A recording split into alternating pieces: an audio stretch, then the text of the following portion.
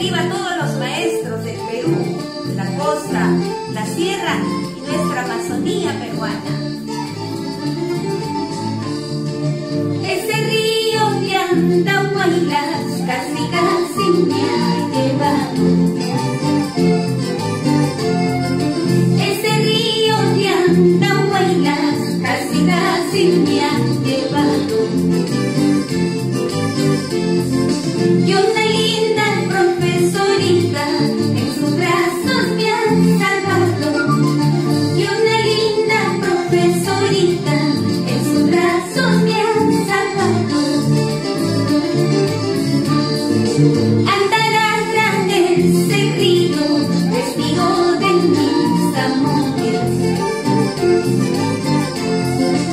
Andará ese río, testigo de mis amores. Al verme llorar, lloraba, al verme sufrir, sufría. Al verme llorar, lloraba, al verme sufrir, sufría. Y arriba todos los maestros de nuestro Perú, con mucho cariño, de una hermana, maestra, colega también de ustedes, a través del Colegio de Profesores del Perú, con mucho cariño para ustedes. Sigamos en este camino, queridos maestros, siempre con vocación, amor, ternura y mucha paciencia y sapiencia para nuestros niños y nuestros jóvenes del presente y del futuro. Ojos negros de mi vida, contigo me van cerrando. Ojos negros de mi vida, contigo me van cerrando. O bien te vas tú conmigo, o bien te quito la vida.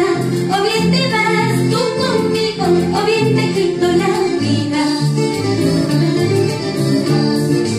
A tus brazos he caído por un pequeño descuido. A tus brazos he caído por un pequeño descuido. Para vivir a tu lado con una carga de pesares. Para vivir a tu lado con una carga de pesares. Eso, vamos. Muchísimas gracias, queridos maestros. Siempre vamos adelante. Un abrazo grande para cada uno de ustedes. De parte de Nancy Manchego, vuestra colega. Arriba los maestros del Perú.